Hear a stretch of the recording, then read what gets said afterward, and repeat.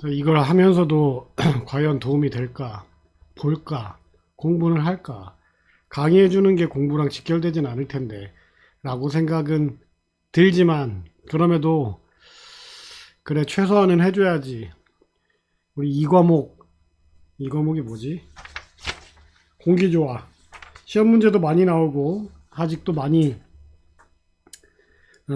공부할 게 많은 분야인데 이건 해줘야지 생각이 들어서, 그래서 뭐 불편하고 시간도 많이 들고 힘들지만, 그리고 여러분들 방학인데, 방학 일주일 남았는데 여러분 뭐 공부하는 게 싫겠지만 그래도 어? 네. 그래도 여러분들한테 좀 도움이 되고자 힘들고 시간 드는 것을 할애해 가며 합니다.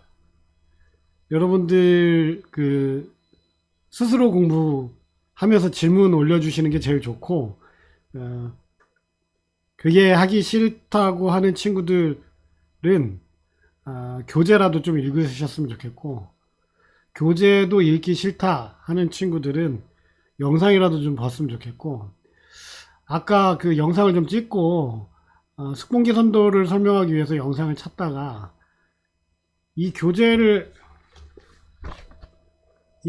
쓰신 분이 강의를 올린 걸 찾았어요. 강의의 퀄리티가 그렇게 좋지는 않지만 그럼에도 불구하고 그 저자가 올린 강의가 있다고 하니까 그 강의 정도는 좀 봐야 되지 않겠느냐. 그래서 링크를 올려드렸습니다. 거기 보니까요, 산업기사에 나와 있는 그 설명들도 기능사하고 크게 다를 바 없는 내용들이 많아서 성의 되는 대로, 성의가 닿는 대로 공부를 하셨으면 좋겠고요. 설명이 길었습니다. 진도를 좀 나가도록 할게요. 교과서, 교재는 246쪽입니다. 246쪽 펴시고, 공기조화, 이 과목 공기조화의 첫 번째, 공기조화 기초 및 공조 부하. 요걸 같이 한번 보도록 하겠습니다. 이 내용이 쉬운 내용은 아니에요. 그런데 뭐 그렇게 모를 만한 내용도 아니에요. 교재가 있겠지만 같이 설명을 하기 위해서 교재를 캡처해서 이렇게 띄웠는데 보기 어쩔지 모르겠네요. 공조의 분류, 보건용 공조, 산업용 공조 이렇게 나뉜다고 합니다. 실내 환경 기준 이렇게 이제 제시가 되어 있는데, 이 중에 ppm은 한번 설명을 할게요.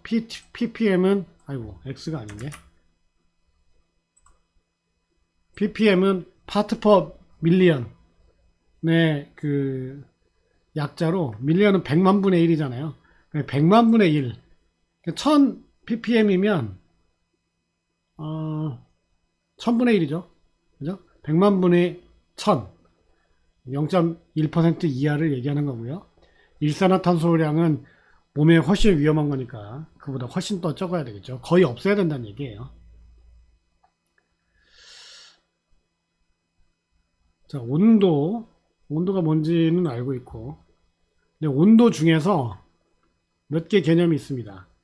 작용 온도, 그 다음에 유효 온도 이렇게 있는데, 작용 온도는 체감 온도, 몸으로 느낄 때 습도하고 또 뭐랄까 그 기류 뭐 이런 것들의 영향을 받잖아요. 체감 온도는 그런 것을 효과 온도라고 생각하시면 되겠고, 유효 온도는 우리가 연력학적으로 계산하기 쉽게, 자, 기류는 없다 치고 습도는 그냥 100%라고 치고 생각한 온도, 이걸 유효 온도라고 이야기한 겁니다.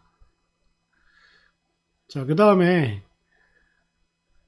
여기에 보면 건구온도 건구온도, 이거 뒤에 나오니까 이건 넘어가고, 자, 그 다음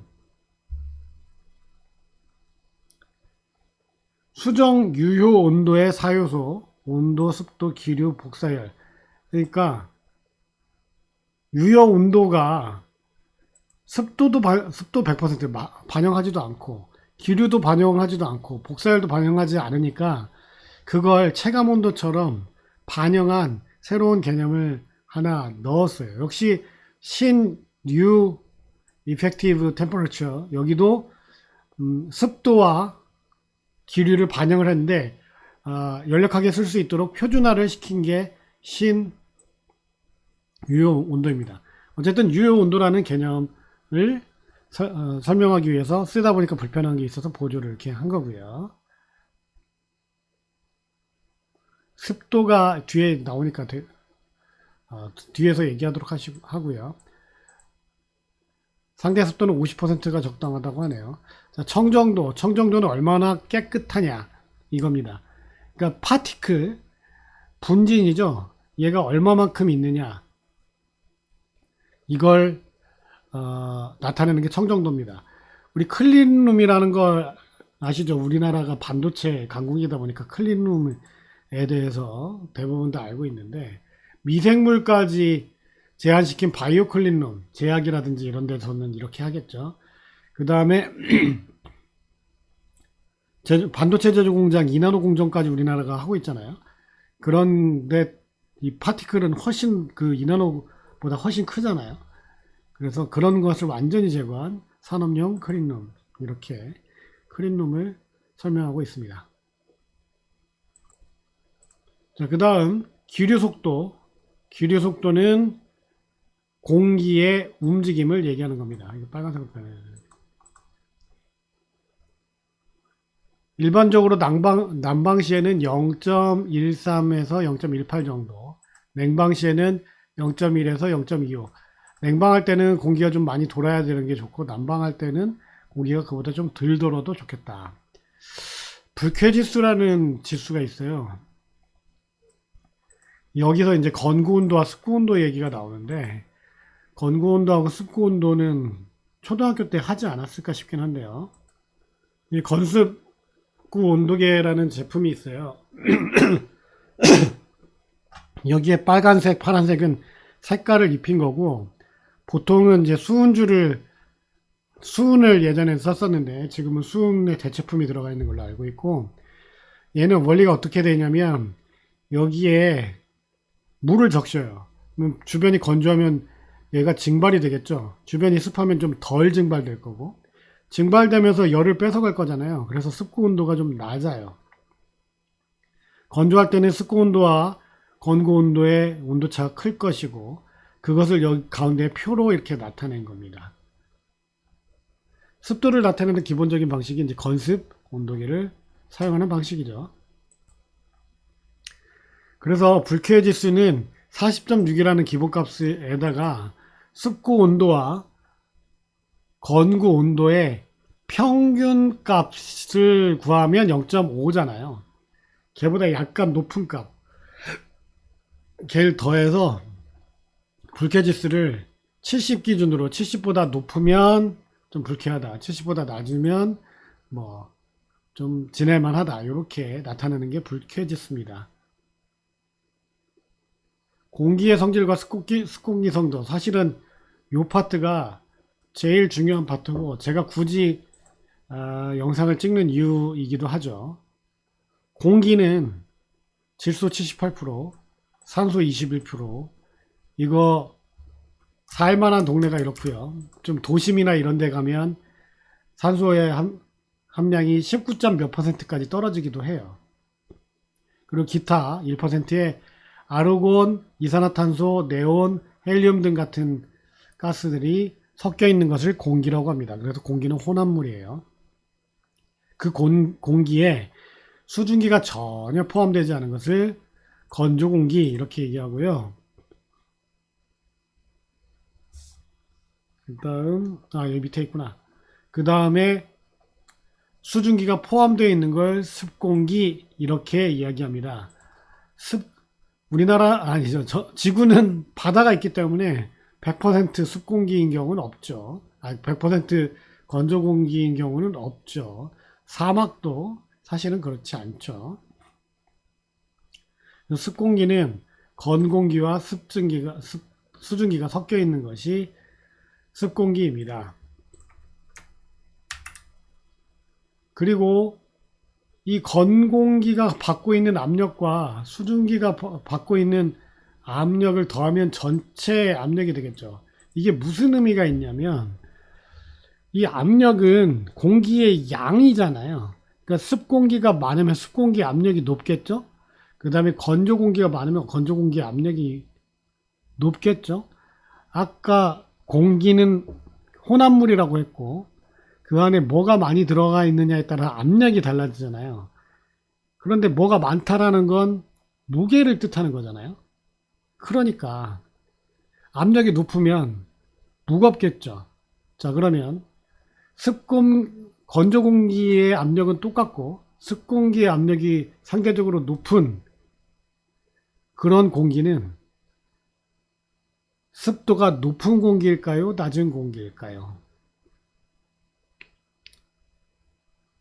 그러니까 습공기의 압력과 수증기의 압력과 건조 공기의 압력을 따로 계산할 필요가 있습니다.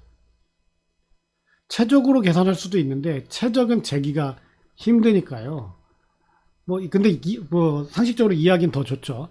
건조 공기의 최적과 수증기의 최적을 더하면 전체 습공기의 최적이 나오겠죠. 무게도 건조 공기의 무게와 수증기의 무게를 더하면 전체 습공기의 무게가 나오겠죠. 그런데 건조 공기는 그냥 1kg으로 해놓은 이유가 이게 기준 무게예요. 건조 공기 1kg에 대해서 수증기의 무게가 얼마인지를 나타내는 습도가 있어요. 자, 뒤에 나옵니다. 그 다음 포화공기. 포화공기는 그대로 읽어볼게요. 건조 공기 중에 포함되는 수증기량은 공기의 압력과 온도에 따라서 최대 한계가 있는데, 그러니까 공기의 압력이 얼마인지 온도가 얼마인지 그때에 따라 최대 한계가 있는데, 어떤 압력과 온도에 따른 최대 한도의 수증기를 포함한 공기를 포화 공기라고 한다. 그러니까 수증기를 더 이상 받을 수 없는 그런 공기를 포화 공기라고 합니다.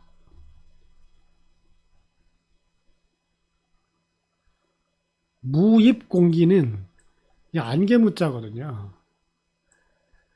포화 공기든 포화 공기가 아니든 플러스해서 얘는 지금 공기 중에 떠 있는 수증기잖아요. 공기 중에 그냥 포함되어 있는 수증기 분자잖아요. 그런데 안개는 물 상태잖아요. 물. 수증기가 아니라 물 상태. 그래서 수증기가 응축해서 미세한 물방울이 되면 이걸 안개가 되는 거거든요. 걔는 그러면 습도에 이 물을 포함을 해야 돼, 말아야 돼? 그러니까 이게 공기의 분류를 다르게 할 필요가 있죠. 안개가 들어있는 공기는 우리 이 뒤에 있는 습증기 선도라든지 이런 데서 다루지 않습니다. 안개가 있으면 실제 측정되는 습도보다 더 습도가 높다라고 보실 수 있는 거죠. 습도가 100% 이상일 수는 없잖아요. 105%, 120%, 120%는 말이 되나? 실제 양으로 보면 그럴 수도 있는 거죠. 자, 건고온도, 습고온도 얘기를 해드렸고요. 노점 온도는 뭐냐면 이슬이 맺히기 시작하는 온도를 노점 온도라고 합니다. 그게 무슨 말이냐면, 자, 일정 압력 아래, 1기압으로 합시다, 보통. 자, 요 정도 양의 수증기가 있어. 근데 온도가 20도일 때는 수증기를 요만큼 포함할 수 있어. 이만큼 받을 수 있는데 현재 이만큼 있어. 그러면 습도가 절반쯤 되니까 50%라고 합시다. 현재 습도는 50%입니다. 온도가 점점점 낮아지면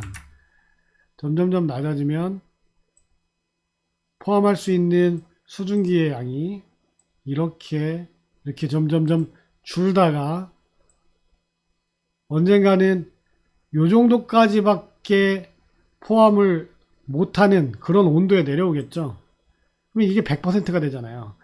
이보다 더 내려오면 어떻게 돼? 나머지 요만큼의 물은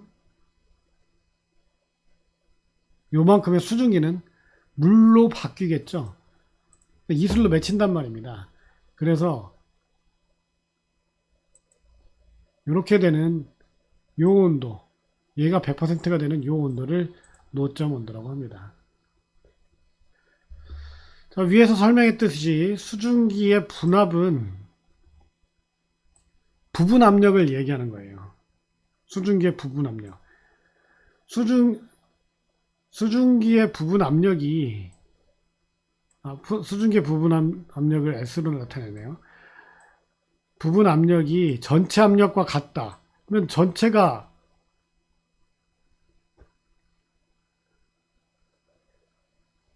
수증기란 얘기잖아요. 이거 말이 안 되는데 이거. 얘는 넘어갑시다. 시험에 나오는 것도 아니고. 시험에 나오나? 왜냐면 지금 물 100% 수증기만 100%인 공기가 있을 수가 없잖아. 근데 수증기가 100%인 공기가 이건데 이건 말이 안 되기 때문에 패스. 내가 뭘 잘못 알고 있을 수도 있지만 어쨌든 말이 안 되니까 패스. 드디어 이제 습도에 대해서 얘기를 하게 되었습니다. 절대 습도, 상대 습도는 제가 설명하는 것 외에도 여러분들이 다른 사람 영상도 찾아보고 글도 찾아보고 해서 머릿속에 좀 넣어두도록 하세요. 자, 절대 습도는 여기 이거 좀 굵게 합시다. 굵게 안 되나? 절대 습도는 건조 공기 1kg에 대한 수증기 중량 Xkg을 나타낸다. 요게 절대 습도입니다. 건조 공기는 수증기가 전혀 없는 공기를 얘기하고 그 다음에 엔탈피가 없다고 간주를 해요. 0도씨 건조 공기는 자체적인 열량도 없고 수증기가 없기 때문에 공기는 열량을 안 갖고 있다라고 간주를 하거든요. 그래서 건조 공기 1kg이라고 하는 건 어떻게 치면 용매라고 해야 되나? 용매와 같은 역할을 하는 겁니다. 자, 절대 습도는 어떻게 나타내냐면 이 습도는 무게로 나타내는데 여기 보시면 그냥 무게가 얼마다 이렇게 측정하면 되는데 아까 설명을 드렸듯이 그 측정을 공기 분자의 개수로 계산한다고 했잖아요. 공기 분자의 개수를 계산하는 방법을 압력으로 계산하는 거고 그래서 얘를 계산하는 식이 이렇게 있어요. 그러니까 전체 압력이 P고요. 거기서 수증기 압력을 빼. 그러면 수증기의 분압을 빼. 그리고 거기에 대해서 수증기가 받고 있는 압력을 비율로 나타내. 여기에다 0.622를 곱하면 수증기의 중량 Xkcal로 나타내는 겁니다. 1kg당 얼마만큼의 중량을 나타낸다. 이렇게 나타내게 되는 거예요. 이걸 계산한 값이 이따가 나와. 그러니까 그냥 이렇게 하시면 되죠. 1kg의 건조 공기가 있는데 여기에 대해서 수증기를 색깔을 다르게 합시다. 수증기가 요만큼 있어. 무게가 요만큼 무게가 있어. 그러면 그냥 얘가 색칠이 되나 이게? 얘가 절대 습도인 거야. 그냥 얘가 절대 습도인 거야. 이렇게 나타내는 게 절대 습도입니다. 그 다음 상대 습도가 훨씬 더 우리에게 익숙한 개념이죠. 상대적으로 이것도 이제 분압으로 이렇게 나타내게끔 되어 있는데 얘는 분압이 바로 중량으로 변환이 가능해요. 중량으로. 그래서 이걸로 중량으로 한번 얘기를 합시다. 습공기 1세제곱미터 중에 함유된 수분의 중량과 동일온도 1세제곱미터 중에 동일온도 이거 미안 동일온도 여기다 표시를 해야 되네. 포화 공기 1세제곱미터 중에 함유된 수분의 중량. 그러니까 어떤 특정 온도에서 수증기를 이만큼 포함할 수 있어. 이게 이제 100%야. 이 상태인데 실제로는 수증기가 이 정도 있어. 이 정도 있어. 그러면 얘는 습도를 어떻게 나타내느냐? 그냥 여기는 이게 1kg이라는 가정하에 그냥 무게로 나타냈지만 얘는 몇 킬로그램이고 뭐 이게 상관이 없죠. 그냥 이 비율로 나타내는 겁니다. 이 비율. 이게 색칠이 안 되네. 이 비율로 나타내는 거예요. 요 비율로. 요거 대 몇 퍼센트. 그러니까 60%, 80% 이렇게 나타내지는 이유가 그렇게 가능한 이유가 그럼 건조 공기가 없게 우리가 물속에 사는 거 아니잖아. 100% 수증기 100% 이러면은 아니 상대 습도 100% 이러면 우리 물속에 있는 거 아니잖아요. 그죠? 그런데 그게 아니라 포화 수증기의 양이 있고 그 중에 몇 퍼센트가 찼다 이런 개념으로 나타내는 거죠. 어쩜 알고 있는 거였을 수도 있는데 이게 이제 제일 중요한 개념이어서 말씀을 드렸고요.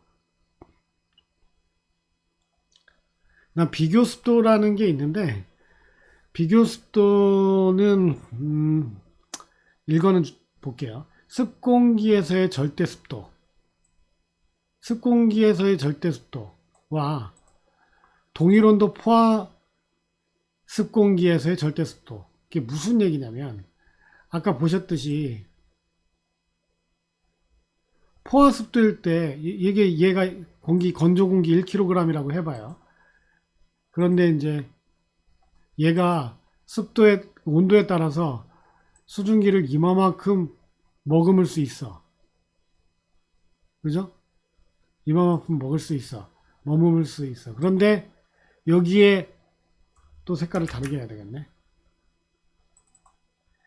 실제로는 수증기가 요만큼 있어. 그러면 요거 대 요거의 비율로 나타내는 게 비교 습도예요. 개념상 상대 습도랑 비슷하죠. 그죠? 상대 습도랑 비슷한데 실제로는 상대 습도보다 조금 낮게 나타나거든요.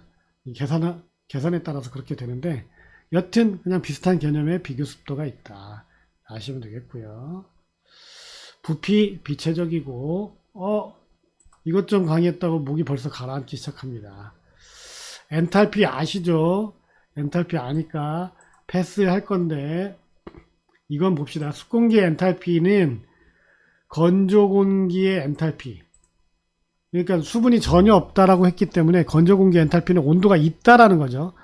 그죠? 온도가 있을 때 엔탈피에다가 수증기가 갖고 있는 엔탈피, 현열과 자멸을 합친 자멸이 왜 들어가는 거죠? 물이 수증기로 변했으니까 수증기는 자멸 자체를 갖고 있잖아요. 그걸 엔탈피로 습공기 엔탈피로 보는데 얘가 습공기 엔탈피가 되게 중요한 게 얘가 실제로 가지고 있는 에너지야. 에너지를 얼마만큼 넣느냐에 따라서 습공기의 양이 결정이 돼. 같은 공기의 양이어도 에너지를 많게 하려면 습도가 높아야 되겠죠. 그죠? 그 얘기는 습도가 높으면 온도를 변화시키는데 에너지가 많이 든다는 얘기죠. 우리나라는 중동 지역보다 에어컨을 틀어서 온도를 낮추는데 에너지를 더 많이 쓸까요? 적게 쓸까요? 네, 더 많이 쓰게 되겠죠.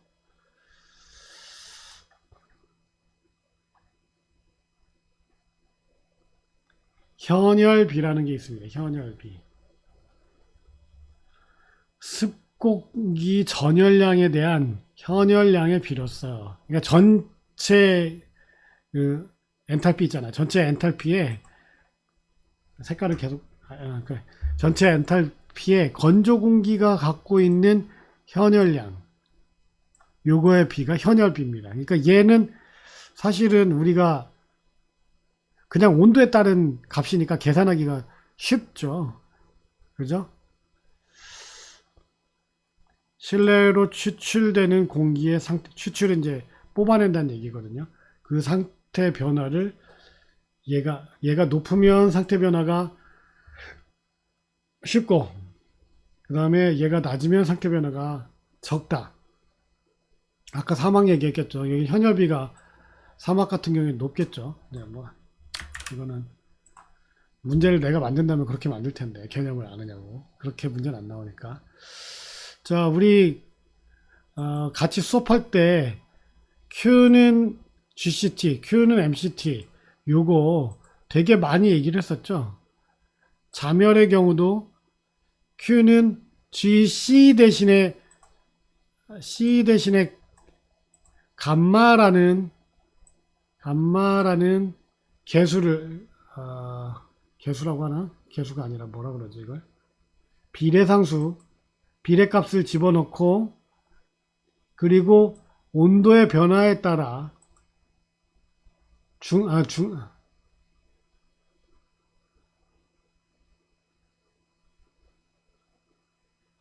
자멸이 여기 절대 습도차라고 되어 있네. 자멸은 계산하는 방식이 이제 절대 습도 차를 곱하는 형태고요.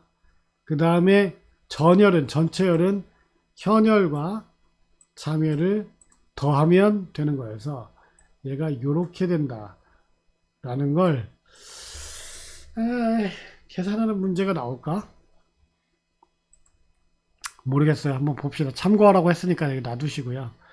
그 다음 열 수분비 moisture ratio 공기 중에 수분량의 변화량에 따른 엔탈피의 변화량으로 증기가습시 중요하다. 수분이 갖고 있는 열의 비를 얘기하는 거고요. 자, 열 수분비는 절대 습도 차분의 절대 습도가 뭐였죠? 절대 습도가 뭐였어요? 무게였죠, 무게. 수증기 갖고 있는 무게 1kg당 건조 공기 1kg당 그 무게의 차가 생겨. 그리고 엔탈피의 차가 생겨.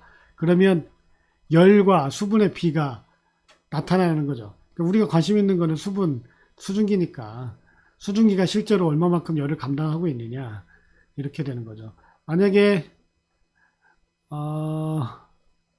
만약에 습도가 건조 공기 0도씨의 공기다. 그리고 습도가 어느 정도 있다. 라고 하면 얘는 엔탈피의 차가 절대 습도 차와 같겠죠. 그러니까 1이 나타나겠죠. 이해 못했으면 패스. 자, 여기까지입니다. 오늘 습공기 선도는 아까 드렸던 영상 링크를 같이 드리도록 할게요. 자, 기다릴 것 같으니까 오늘 여기까지 하고 그러면 우리가 공부를 어디까지 하게 된 거냐면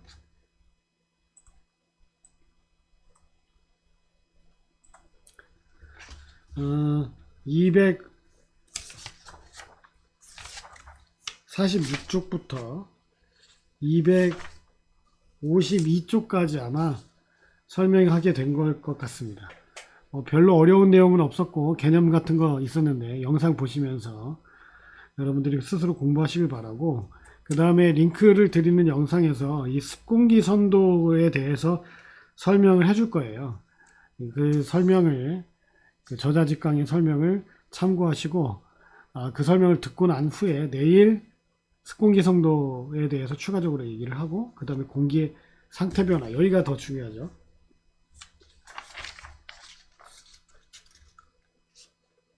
열량 계산을 어떻게 하는지 실제로 계산 문제가 나온다면 여기서 나올 거니까 습공기의 상태 변화 그러니까 259쪽까지 내일 하면 중요한 부분은 이해할 수 있는 부분은 끝나고요. 그리고 나서 259, 260, 61, 62, 63쪽까지 수요일날 하면 선생님이 걱정했던 이 부분 공기조화의 공조 기초하고 공조 부하 여기에 관련된 내용들은 끝납니다. 그러니까 여러분들 지금 교재 보고 계시죠? 279쪽까지 한번 열어보세요. 그럼 118번까지 문제가 있어요. 그러니까 내일 수요일까지 한 내용이 사실은 그 시험에서 4분의 1 정도를 커버할 수 있는 그런 내용이어서, 그리고 280쪽부터는 사실에 관련된 내용이기 때문에 여러분들이 공부를 하는데 크게 문제가 없어서 그 지금 이 부분은 같이 이야기를 하고, 추가로 또 이야기해야 될 부분이 생기면 그럼 뭐 영상으로 하든지 아니면 만나서 얘기하든지 하면 될 것 같아요. 지금 제가 쭉 봤을 때는 그 외의 부분들 중에 스스로 공부하기 힘든 부분들은 잘 없고요. 그리고 계산 문제가 나왔을 때 베르누이 방정식도 얘기한 적이 있고, 스스로 공부하기 어려운 부분이 거의 없는 것 같아요. 거의 다 커버가 되는 것 같으니까. 일단 오늘 영상 하고요. 뭐 짧긴 한데 오늘 영상하고 습공기성도 이야기를 하고 내일하고 모레하고 한 후에 다시 문제 풀면서 얘기하도록 합시다. 공부 열심히 하세요.